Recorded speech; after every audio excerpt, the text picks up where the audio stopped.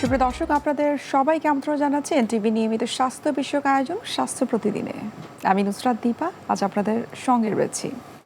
দর্শক, আমরা কিন্তু শারীরিক সুস্থতার জন্য বিভিন্ন ধরনের সার্জারি করে থাকি এবং সার্জারি সম্পর্কে কিন্তু আমাদের কম বেশি ধারণা থাকে যে কোন সার্জারি আমরা করছি। আজ আমরা এমন একটা সার্জারি নিয়ে আলোচনা করার চেষ্টা করব যেটি সম্পর্কে মানুষ খুব একটা অবগত নয় বা সচেতন নয়। আমাদের আজকের আলোচ্য বিষয় হচ্ছে ইআরসিপি। আর এই গুরুত্বপূর্ণ বিষয়টি নিয়ে কথা বলার জন্য আজ আমাদের সঙ্গে স্টুডিওতে উপস্থিত রয়েছেন একজন বিশেষজ্ঞ চিকিৎসক। আলোচনা শুরু করব, তবে তার আগে আমরা পরিচিত হয়ে নিচ্ছি আমাদের সেই অতিথির সঙ্গে। ডাক্তার আবুল কালাম চৌধুরী 1976 সালের জুন মাসে সুনামগঞ্জ জেলায় জন্মগ্রহণ করেন। তিনি 1991 সালে Sylhet MAG Osmani medical college থেকে এমবিবিএস ডিগ্রি অর্জন করেন। এরপর তিনি চিকিৎসা বিজ্ঞানে উচ্চতর এমএস ডিগ্রি লাভ করেন। স্যার, আপনাকে স্বাগত আমাদের আজকের অনুষ্ঠানে। ধন্যবাদ আপনাকে এবং এনটিভির দর্শক শ্রোতাদের। স্যার, ইআরসিপি এই সার্জারির নামটা অনেকেই জানে না এবং কী ধরনের সার্জারি এটা সেটা সম্পর্কেও কিন্তু মানুষের খুব একটা ধারণা নেই। একটু জানতে চাইবো যে ইআরসিপি বলতে আসলে কি বোঝায়? ইআরসিপি লিটারালি মিনিং হলো এন্ডোস্কোপিক রেট্রোগ্রেড পেনক্রিয়াটোডিয়াড্রোস্কোপি, ইআরসিপি। এটা কোনো সার্জারি না, এটা একটা মিনিমাল ইনভেসিভ প্রসিডিউর যার মাধ্যমে পিত্তনালী, অগ্ন্যাশয় নালী এবং লিভার এবং পেনক্রিয়াস রিলেটেড অনেক জটিল সমস্যার অনেক সহজ সমাধান করা হয়। সাধারণত একটা এন্ডোস্কোপিক, বিশেষ ধরনের এন্ডোস্কোপিক প্রসিডিউরটা ইআরসিপি। সাধারণত কোন কোন ধরনের রোগের ক্ষেত্রে এই প্রসিডিউরটা আপনারা করে থাকেন? ইআরসিপির দুইটি ব্রড হেডিংয়ে আমরা বলতে পারি যে একটা হলো ডায়াগনস্টিক, অর্থাৎ রোগ নির্ণয় এবং রোগের সমাধান। ডায়াগনোসিসের ক্ষেত্রে পিত্তনালী, পেনক্রিয়াটিক ডাক যেটা অগ্ন্যাশয় নালী, এগুলাতে যে কোনো ধরনের ডায়াগনোসিসের ক্ষেত্রে ইআরসিপি করি এবং ওখানে পাথর, টিউমার বা অন্য কোনো কারণে যদি কোনো সমস্যা হয়ে থাকে সেটা ইআরসিপির মাধ্যমে ডায়াগনোসিস করা যায় এবং ক্ষেত্র বিশেষে এগুলোর সমাধানও করা যায়। যেগুলো থেরাপিউটিক বলে, অর্থাৎ সমস্যার সমাধান, সেই ক্ষেত্রে আমরা পিত্তনালীর পাথর বের করতে পারি। ক্ষেত্র বিশেষে পেনক্রিয়াসের ছোট স্টোনগুলো বের করা যায়। কোনো টিউমার হলে এখানে টিস্যু ডায়াগনোসিস করা যায় এবং টিউমার ওপেন সার্জারিতে অনেক সময় করা যায় না বা অ্যাডভান্স কেসে, তখন আমরা স্টেন্টিং করে সে বাইপাসের মতো একটা প্রসিডিওর, এটা দিয়ে আমরা সাময়িকভাবে তার সমস্যার সমাধান করতে পারি। এক্ষেত্রে রোগীকে কি আসলে এই প্রসিডিউরে যাবার আগে কোনো পূর্ব প্রস্তুতি নেওয়া দরকার? অবশ্যই তার প্রস্তুতি লাগে। আমরা সাধারণত মাইনর প্রসিডিওরগুলো আমরা অ্যানেস্থেসিয়া ছাড়াও করতে পারি এবং যেগুলো আমরা মেজর প্রসিডিওর মনে করি সেগুলোতে আমরা অ্যানেস্থেসিয়া দিয়ে করি। তো অ্যানেস্থেসিয়ার জন্য স্বাভাবিক যে প্রস্তুতিগুলো, রুগী 4 থেকে 6 ঘন্টা ফাস্টিং বা না খেয়ে থাকতে হয় এবং তার যে মিনিমাম অজ্ঞান করতে যেগুলা পরীক্ষা নিরীক্ষার দরকার এগুলো আমরা করিয়ে নিই এবং রোগ সংক্রান্ত আরও কিছু টেস্ট করে নিই বা তার ব্লিডিং টেন্ডেন্সি, এরকম মানে অপারেশনের পুরো প্রস্তুতি আমরা সেরে নিতে হয়। তবে হসপিটাল স্টে অনেক সময় কম থাকে, এটা অনেক সময় কয়েক ঘন্টা রেখে আমরা ছেড়ে দিতে পারি বা যদি একটু জটিল প্রসিডিওর করি তাহলে হয়তো ওভারনাইট স্টে 24 ঘন্টা রাখতে হয়। এই বিশেষ কোনো রোগের ক্ষেত্রে কোনো রেস্ট্রিকশন আছে কিনা? যেমন অনেকে আছে যাদের ডায়াবেটিস রয়েছে, কারোর হয়তো কার্ডিয়াক রিলেটেড প্রবলেম রয়েছে, কারোর হয়তো কিডনি জনিত সমস্যা রয়েছে, এরকম কোনো রেস্ট্রিকশন রয়েছে কিনা ইআরসিপি করার ক্ষেত্রে? রেস্ট্রিকশন হলে প্রস্তুতির জন্য যে কোনো রোগীর ফুল ফিট করা দরকার। ডায়াবেটিক পেশেন্টের অবশ্যই ডায়াবেটিস কন্ট্রোল করে, এটা মেজর সার্জারি হোক ওর মাইনর প্রসিডিওর হোক, ডায়াবেটিস কন্ট্রোল করতে হবে। তার যদি কোনো কারণে ব্লিডিং টেন্ডেন্সি থাকে সেইগুলা কন্ট্রোল করতে হবে। তার যদি রক্ত স্বল্পতা থাকে এগুলো করতে হবে, কারণ আমাদের ইআরসিপির মাধ্যমেও কিছু কাটিং বিষয় থাকে। কারণ পিত্তনালীর যে প্রাথমিক যে অংশটা, এটা কিন্তু আমরা ডায়াতের মধ্যে কাটার প্রয়োজন পড়ে, তখন নালীটাকে বড় করা হয়। এই জন্য আমরা সার্জারির প্রসিডিওর যে সতর্কতাগুলো আমরা নিই, ইআরসিপি তো সেই সতর্কতাগুলো আমাদের নিতে হয়। ইআরসিপির পরবর্তীতে যখন করা হয় সম্ভাব্য কোনো জটিলতা থাকতে পারে কিনা? যে কোনো সার্জারি বা প্রসিডিওরের জটিলতা থাকে এবং ইআরসিপিরও থাকে, তবে এত মেজর জটিলতা না। তারপরে একটা প্রসিডিওর রিলেটেড, মনে করেন ইনফেকশন হইতে পারে, সেখানে পিত্তনালীর প্রদাহ, কোলাঞ্জাইটিস নামে একটা রোগ হইতে পারে। পেনক্রিয়াসে যেহেতু ইন্টারফেয়ারেন্স করা হয়, সেক্ষেত্রে পেনক্রিয়াটাইটিস একটা বেশ জটিল একটা কমপ্লিকেশন, প্রদাহ, সিস্টেমিক ইনফেকশন হয়ে যেতে পারে। আবার অনেক ক্ষেত্রে দেখা যায় টেকনিক্যাল ডিফিকাল্টিজের জন্য পারফোরেশন হয়ে যেতে পারে ডিওডানাম, সেই ক্ষেত্রে জটিল কমপ্লিকেশন। তো সাধারণত খুব স্কিল এবং অ্যাডভান্স সেন্টারে করলে এগুলা অ্যাভয়েড করা যায়, তারপরেও কমপ্লিকেশন যে নাই তা বলা যাবে না। অপারেশন পরবর্তী সময়টাতে রোগীকে আসলে কি ধরনের ম্যানেজমেন্টের আওতায় আসলে আসতে হয়, বা কি ধরনের আপনারা নির্দেশিকা দিয়ে থাকেন, যেভাবে প্রসিডিউরের পরে যদি ওনারা কিছু জিনিস মেনটেন করেন তাহলে জটিলতা অনেকটাই কমানো সম্ভব? সাধারণত অবজারভেশনে রাখতে হয়। অনেক সময় রোগী আর্লি বাসায় চলে যেতে চায়, সেক্ষেত্রে আমরা সাধারণত মনে করি প্রসিজারের পরে মিনিমাম 6 থেকে 8 ঘন্টা আমরা ক্লোজ অবজারভেশনে রাখা দরকার। অর্থাৎ এটাকে আমরা day care service, day care procedure হিসেবে আমরা কনসিডার করি। ইআরসিপির পরে আসলে করণীয় কি? ঔষধ গ্রহণের পাশাপাশি আপনি ম্যানেজমেন্টের কথা বলছেন, এর পাশাপাশি আরও কোনো বিষয় রয়েছে কিনা যেটি রোগীকে মেনটেন করতে হয়? এটা নির্ভর করে কি কারণে আমরা ইআরসিপিটা করছি। যদি পিত্তনালীর পাথরের জন্য আমরা করে থাকি, তাহলে পাথর রিমুভ করলে দ্যাটস এনাফ, আর তেমন কিছুই মেনটেন করতে হয় না। এখন মনে করেন অনেকগুলো পাথর, আমি কিছু পাথর বের করলাম, কিছু করতে পারলাম না, সেক্ষেত্রে আমরা স্ট্যান্ড দিয়ে আসি, তাতে তার কমপ্লিকেশন কমে যাবে, জন্ডিস থাকবে না। কিন্তু সেকেন্ড টাইম আবার আমরা রিপিট করা লাগে, অথবা কমপ্লিকেশন সম্ভাবনা থেকে আমরা অনেক সময় স্ট্যান্ড দিয়ে আসি, সেক্ষেত্রে 6 সপ্তাহ পরে আবার স্ট্যান্ড রিমুভ করার জন্য আসতে হয়। তো বেসিক্যালি এটা নির্ভর করে যে কি কারণে আমি ইআরসিপিটা করলাম এবং কি প্রসিডিওরটা করলাম সেটার উপরে নির্ভর করে। বাংলাদেশে ইআরসিপিটা আসলে এর প্র্যাকটিসটা কতটুকু আসলে অ্যাভেলেবেল?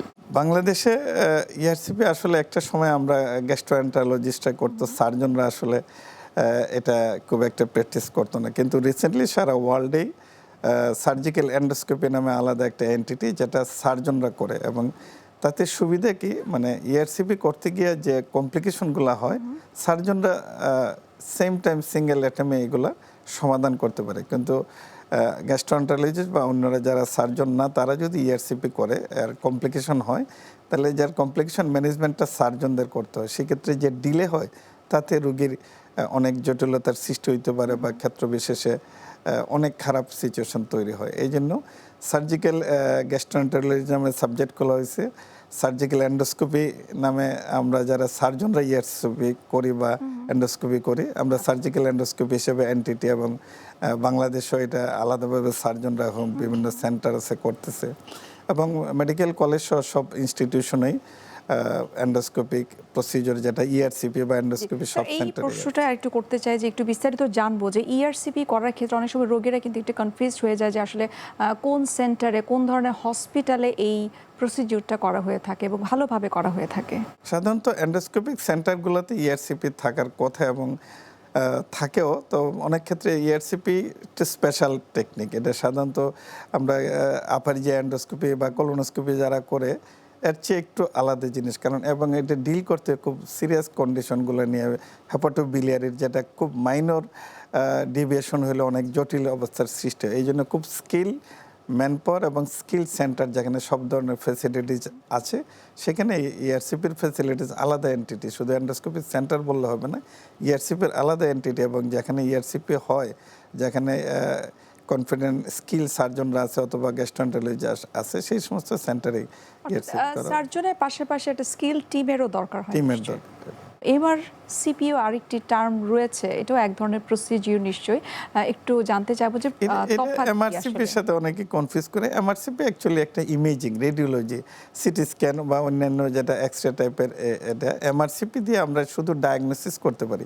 এমআরসিপি দিয়ে একই জিনিস করা যায়, কিন্তু শুধু ডায়াগনোসিস। এমআরসিপি দিয়ে আমরা পিত্ত নালীর পাথর আছে কিনা দেখতে পারি, পেনক্রিয়াসিক যা আছে, অর্থাৎ ইআরসিপিতে যা করা হয় সবই এমআরসিপিতে ডায়াগনোসিস করা যায়, কিন্তু ইআরসিপিটা হলো তার রোগের সমাধান।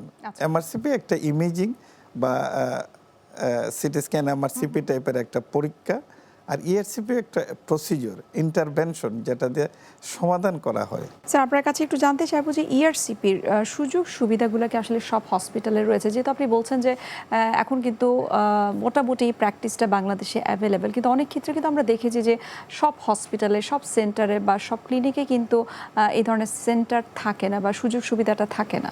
আসলে সব সেন্টারে এই সুবিধা বা স্কিল ম্যান পাওয়ার বা স্কিল টিম থাকে না। তারপরেও আমার যতটুকু আমি তথ্য জানি যে সমস্ত মেডিকেল কলেজগুলোতে, বিশেষ করে ইনস্টিটিউটগুলোতে, যেমন বাংলাদেশ মেডিকেল বিশ্ববিদ্যালয় যেটা আমাদের এখানে ফ্যাসিলিটিজ আছে, ঢাকা মেডিকেল, অন্যান্য মিডফোর্ড, ঢাকাতে সব ইনস্টিটিউটই আছে এবং বাইরেও মেডিকেল কলেজগুলোতে আছে, এবং প্রাইভেট সেক্টরে যেগুলো কর্পোরেট হাসপাতাল আছে ওইগুলোতে আমার ধারণা এগুলো সবগুলোতেই আছে, এবং আমরা দেখছি এগুলো কর্পোরেট হাসপাতালগুলোতে ERCPর সুবিধা আছে। অনেক ক্ষেত্রে তারা বাংলাদেশে না করে বাংলাদেশের আশেপাশের বা পার্শ্ববর্তী দেশগুলোতে কিন্তু যে এই সামান্য টেস্টে তারা করে থাকে, এই বিষয়ে আপনার মতামত কি? ERCPর বাংলাদেশে যে স্কিলনেস আছে বা স্কিল পারসন আছে, সেন্টার আছে, ERCPর জন্য আসলে বাইরে যাওয়ার কোনো প্রয়োজনীয়তা মনে করি না। তবে কনফিডেন্স ল্যাকিংয়ের জন্য বা আমরা সেভাবে প্রচার করতে পারি নাই বা রুগীদের সেভাবে বুঝাইতে পারি না, এই কারণে কিছু কিছু ক্ষেত্রে হয়তো বাইরের লোকজন যায়। কিন্তু আমার ধারণা যে বাংলাদেশের যে স্কিলনেস আছে বা স্ট্যান্ডার্ড সেন্টার আছে আন্তর্জাতিক মানের, এটার জন্য বাইরে যাওয়ার প্রয়োজন মনে করি না। আচ্ছা, এই যে আপনি বলেন স্যার প্রচারণাটা একটু কম, এই ক্ষেত্রে স্বাস্থ্য ব্যবস্থার কোনো গাফিলতি বা গ্যাপ আছে কিনা?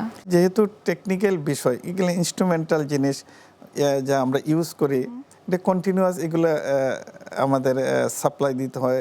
মাইনর প্রসিজার করতে যে জিনিসগুলো লাগে এগুলো কন্টিনিউয়াস সাপ্লাই দিতে হবে, এবং একটু কস্ট আইটেম। বেসিক্যালি আসলে এগুলো সেইভাবে গভর্নমেন্ট হাসপাতালগুলোতে সরবরাহ হয় না, এবং রুগীরা অনেক সময় ব্যক্তিগতভাবে কোনো কোনো প্রসিজারের পার্টসগুলো কিনতে হয়, সেক্ষেত্রে একটু ভুল বোঝাবুঝির সৃষ্টি হয়। যদি সেন্টারগুলোতে সরকারিভাবে সব কিছু সরবরাহ করা হয় তাহলে এটা নিয়ে রোগীদের সাথে আসলে ভুল বোঝাবুঝি হবে না, এবং কন্টিনিউয়াস একটা সার্ভিস মেনটেন করা যাবে।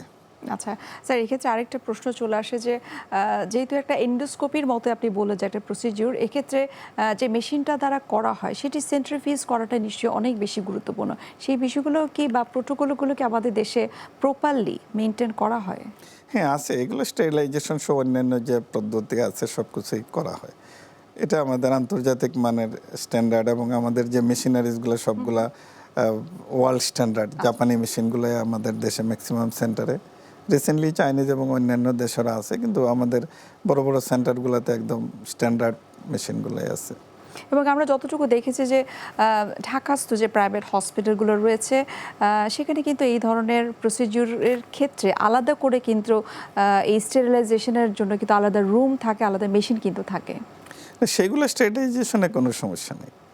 আমাদের একটা ERCPর পপুলারিটির ব্যাপারে মেজর সমস্যা যেটা বহির্বিশ্বে যেটা হয়, যে যারা ERCP করে এরা শুধু ERCP করে। আর আমাদের এটা একটু সমস্যা যে আমরা যারা জেনারেল সার্জন হয়তো স্পেশাল ট্রেন নিয়েছি ERCPতে, আমরা উভয়টাই করি। ফলে আমাদের এই যে ওয়ার্কিং ডাইভার্সিটির জন্য আমরা কনসেন্ট্রেট করতে পারি না। অন্যান্য যেমন ইন্ডিয়ার কথা বললেন বা পার্শ্ববর্তী দেশ, যে কোনো দেশেই হোক, যারা ERCP করে একটাতে এরা কনফাইন্ড থাকে, ফলে তাদের স্কিলনেস একটু বেশি হয়। আর আমাদের এখানে সমস্যা, আমাদের ওয়ার্কলোড বেশি। আমাদের জেনারেল সার্জারি অনেক বাস্ট কিছু কাজ করতে হয়। যেমন আমি ব্যক্তিগতভাবে একদিনে হয়তো আমি জেনারেল সার্জারি অনেকগুলো কেস করি, এর মাঝে একটা ERCP করলাম বা 2 দিনে একটা ERCP করলাম। কিন্তু এটা যদি স্ট্যান্ডার্ড সেন্টার করতে হয় তাহলে এটা ইন্ডিভিজুয়াল যারা ERCP করে তারা শুধু ERCP করা উচিত, এবং তাতে আমাদের গুণগত মান, স্কিলনেস অনেক বেশি হবে। আমাদের এটা একটা প্রবলেম বলা যাবে যে আমাদের অনেক কিছু করার পরে ERCPটা করতে হয়। আচ্ছা স্যার, আমরা এই ERCP সম্পর্কে আরও বিস্তারিত আপনার কাছ থেকে জানার চেষ্টা করব। তবে এই পর্যায়ে আমরা একটু দেখে নিচ্ছি আমাদের স্বাস্থ্য প্রতিদিনের নিয়মিত আয়োজন, কি খাবেন কেন খাবেন, এই সেগমেন্টটি। সুপ্রিয় দর্শক, আপনারা দেখছেন NTV নিয়মিত স্বাস্থ্য বিষয়ক আয়োজন স্বাস্থ্য প্রতিদিন। এই পর্যায়ে আমরা দেখে নিচ্ছি বিভিন্ন খাদ্যের পুষ্টি গুণাগুণ নিয়ে আমাদের পুষ্টিবিদের পরামর্শ। সবসময় বলাই হয়ে থাকে আপনি আপনার শরীরের ইন্টারনাল অঙ্গ প্রত্যঙ্গ যেগুলো আছে সেগুলো যদি ভালো রাখতে চান তাহলে অবশ্যই আপনাকে একটি হেলদি ডায়েটারি গাইডলাইন মেনে চলতে হবে। একটি অঙ্গকে ভালো রাখার জন্য বেশ কিছু খাবারের বা ডায়েটারি মডিফিকেশন আমরা বলে থাকি। তো সেই ক্ষেত্রে কোলন ভালো রাখার জন্য সবার প্রথমে যদি বলতে হয় প্রচুর পরিমাণে পানি এবং পানি সমৃদ্ধ ফলমূল শাকসবজি গ্রহণ করতে হবে। কেননা কোলন ভালো রাখার জন্য পানি বা জলীয় খাবারের কিন্তু কোনো বিকল্প নেই। সেই জন্য প্রতিদিন 8 থেকে 10 গ্লাস পানি পান করতে হবে। বিভিন্ন ধরনের ফলমূল শাকসবজি, বিশেষ করে সিজনাল ফলমূল শাকসবজি যেগুলো আছে সেগুলোতে কিন্তু পানির পরিমাণ খুব ভালো পরিমাণে থাকে। সেটি শীতকাল হোক বা গ্রীষ্মকাল, যখনই হোক না কেন আপনি চেষ্টা করবেন পানি সমৃদ্ধ ফলমূল শাকসবজি রাখার জন্য। প্রতিদিন যদি একটি করে কচি ডাবের পানি পান করতে পারেন, সেটিও কিন্তু আপনার শরীরে পানির চাহিদা পূরণ করার ক্ষেত্রে গুরুত্বপূর্ণ ভূমিকা পালন করবে। এর পরবর্তীতে বলবো যে সবসময় আসলে প্রচুর পরিমাণে পানি জাতীয় খাবার গ্রহণ করার পাশাপাশি আপনার খাদ্য তালিকায় ফলমূল শাকসবজি থেকে যেমন আপনি পানি পেয়ে যাচ্ছেন, পাশাপাশি আপনার কোলন ভালো রাখার জন্য অন্যান্য পুষ্টি উপাদানের চাহিদা পূরণ করতেও কিন্তু এটি সাহায্য করে থাকে। সেজন্য কোলনকে ভালো রাখতে হলে আপনাকে অবশ্যই কি করতে হবে, প্রচুর পরিমাণে ফলমূল শাকসবজি বা এই জাতীয় খাবার থেকে তৈরি করা বিভিন্ন খাবার অপশনগুলো রাখতে হবে। সকালে ব্রেকফাস্টে অবশ্যই একটি সবজির আইটেম রাখার চেষ্টা করবেন। মধ্য সকালে যখন খাবার গ্রহণ করবেন তখন একটি মিষ্টি ফল রাখলেন, আবার দুপুরে খাবারে শাকের একটি আইটেম রাখলেন, সবজির একটি আইটেম রাখলেন, বিকেলবেলায় যে কোনো একটি ফল বা টক ফল আপনি গ্রহণ করে ফেলতে পারেন। রাতের খাবার হিসেবেও রাতের খাবারের সাথে আপনি রাখার চেষ্টা করবেন যে কোনো সবজির একটি আইটেম। তাহলে দেখা যাবে যে আপনার কোলন হেলদি রাখতে সেটি সাহায্য করবে। কোন খাবারগুলো এড়িয়ে চলতে হবে, অতিরিক্ত প্রসেসড ফুড বা প্রক্রিয়াজাতকৃত খাবার যেগুলো আছে, যেমন আমরা সবসময় বলে থাকি যে রিফাইন্ড আটা যেগুলো আছে সেগুলো এড়িয়ে চলতে হবে। আবার অতিরিক্ত সাদা আটা থেকে তৈরি করা খাবার বা খাবার সামগ্রী যেগুলো আছে সেগুলো এড়িয়ে চলতে হবে। পাউরুটি, পাস্তা, সাদা আটা থেকে তৈরি করা খাবার সেগুলো এড়িয়ে চলার চেষ্টা করতে হবে, না হলে এটি কিন্তু আপনার কোলনকে হুমকির মুখে ফেলে দিবে। অতিরিক্ত চা কফি পান করার অভ্যাস অনেকের ক্ষেত্রেই থাকে, তো তাদের ক্ষেত্রে আমি বলবো যদি আপনি আপনার কোলনকে ভালো রাখতে চান তাহলে কিছুটা হলেও লিমিটেড করে দিতে হবে অতিরিক্ত চা কফি পান করাকে। তার পরবর্তীতে লাল মাংস আমাদের দেহের বিভিন্ন ধরনের পুষ্টি উপাদানের ঘাটতি পূরণ করতে সাহায্য করে, কিন্তু এই লাল মাংস অতিরিক্ত গ্রহণ করলে বিভিন্ন গবেষণায় উঠে এসেছে যে সেটি কিন্তু আপনার কোলনকে হুমকির সম্মুখীন করে দেয় বা কোলনের বিভিন্ন রোগের আশঙ্কাকে বাড়িয়ে দেয়। সেজন্য অবশ্যই আপনি যদি আপনার কোলনকে ভালো রাখতে চান আপনাকে এই লাল মাংসের অতিরিক্ত গ্রহণ এড়িয়ে চলতে হবে। চেষ্টা করবেন মাসে 1 থেকে 2 বার এই লাল মাংস গ্রহণ করার জন্য। আর অতিরিক্ত তেল মশলা জাতীয় খাবার এড়িয়ে চলতে হবে, বাহিরে ডুবো তেলে ভাজা খাবার আর সিম্পল সুগার বা যেগুলো আছে দেখা যায় সফট ড্রিঙ্কস, কোল্ড ড্রিঙ্কস বা পেস্ট্রি, কেক, পাউরুটি এগুলো খেতে আমরা অনেকেই পছন্দ করি, এগুলোও কিন্তু এড়িয়ে চলতে হবে। কেননা এই সিম্পল সুগার যেগুলো আছে সেগুলো কোলনের রোগের ঝুঁকিকে বাড়িয়ে দিয়ে থাকে। সেজন্য আপনাকে অবশ্যই আমি যেটি মেনশন করে দিলাম যেই খাবারগুলোর কথা, সেই খাবারগুলোকে অবশ্যই গাইডলাইন হিসাবে মেনে নিয়ে সেই অনুযায়ী চলতে হবে। তাহলে কিন্তু খুব সহজেই আপনি আপনার কোলনকে ভালো রাখতে পারবেন। শুধু কোলন না, আপনি আপনার দেহের অন্যান্য অঙ্গ প্রত্যঙ্গকে ভালো রাখতে চাইলেও এই টিপসগুলো কিন্তু মেনে চলতে পারেন। তাহলে দেখা যাবে কোলনের পাশাপাশি দেহের ইন্টারনাল বিভিন্ন অর্গান ভালো রাখতে এগুলো সাহায্য করবে। আপনার কাছে এখন একটু ইআরসিপির খরচ সম্পর্কে জানতে চাইবো, কারণ আমি জানি যে আমাদের অনুষ্ঠানটি যারা দেখছেন তারা হয়তো চিন্তা করবেন যে যাদের ইআরসিপি করার প্রয়োজন রয়েছে সেক্ষেত্রে খরচের ব্যাপারটা নিশ্চয়ই তারা জানতে চাইবে। খরচটা নির্ভর করে সেন্টার টু সেন্টারের উপরে নির্ভর করে। আরেকটা হলো কী কারণে আমরা ইআরসিপিটা করছি। অনেক সময় আমাদের স্ট্যান্ড দিতে হয়, স্ট্যান্ডার্ড প্রাইজিং আলাদা হয়। তো ওভারঅল আমরা যদি ডায়াগনস্টিক করি তো অনেক বাংলাদেশের অনেক সেন্টারে মোটামুটি 30 থেকে 40 হাজারের মধ্যে ডায়াগনস্টিক করা যায়। থেরাপিউটিক হয়তো খরচ আর একটু বেশি, আর কর্পোরেট হাসপাতালগুলোতে একটু বেশি হয়। আরেকটা হলো যে আমার কী কী জিনিস অ্যাক্সেসরিজ লাগতেছে এটার উপরে খরচ হয়। তারপরে আমি বলবো যে একটা ওপেন করতে গিয়ে বা অন্যান্য এটা কম্পারেটিভ যদি আমি অন্য প্রসিজিওরের যাই এর চেয়ে অনেক অনেক ইআরসিপিতে খরচ কম। ইআরসিপি যা করি এর ওপেন করতে গিয়ে মনে করেন একটা সিবিডির স্টোন যদি আমি ওপেন করতে যাই এটার খরচ অনেক অনেক বেশি হবে। এর 10% খরচে আমি এন্ডোস্কোপি বা ইআরসিপি দিয়ে এটা সমাধান করে দিতে পারবো। স্যার আমরা অনুষ্ঠান একেবারে শেষ পর্যায়ে চলে এসেছি। আপনাকে স্যার অসংখ্য ধন্যবাদ এই ইআরসিপি সম্পর্কে এত গুরুত্বপূর্ণ কিছু তথ্য দেওয়ার জন্য। এটা এমন একটা প্রসিজিওরের কথা আপনি আজকে আলোচনা করলেন, আমাদেরকে তথ্য দিলেন যেটি সম্পর্কে আমাদের ধারণা খুব একটা নেই। আবারও ধন্যবাদ এবং সেই সাথে শুভকামনা এনটিভির পক্ষ থেকে। ধন্যবাদ আপনাকে এবং এনটিভির দর্শক শ্রোতাদের। সুপ্রিয় দর্শক, এতক্ষণ আপনারা দেখছিলেন এনটিভি নিয়মিত স্বাস্থ্য বিষয়ক আয়োজন স্বাস্থ্য প্রতিদিন। এই পর্যায়ে আমরা দেখে নিচ্ছি আমাদের আগামী পর্বে কি থাকছে। আমাদের দেশে অ্যাডোলেসেন্টের হার হলো প্রায় 1/5, তার মানে 33 লাখ মানে অ্যাডোলেসেন্টস আছে আমাদের, এর মধ্যে অর্ধেকটা মেয়ে অর্ধেক ছেলে। এদের আগে ভাগে মানে 18 ইয়ার্স আগে বিয়ে শাদী দেওয়ার একটা প্রবণতা বেশি। আমাদের দেশে প্রায় 56% অ্যাডোলেসেন্ট গার্ল 19 ইয়ার্স আগে বিয়ে হয়ে যায়। এবং তাদের এক থেকে একটা তো বাচ্চা হয়েই যায় এর মধ্যে, এবং মাঝে মাঝে প্রেগনেন্সি হয় সেকেন্ড টাইম ইন 18 ইয়ার্স। আবার 15 বছরের আগে বিয়ে হয় প্রায় 13% অ্যাডোলেসেন্টের, কম কথা না।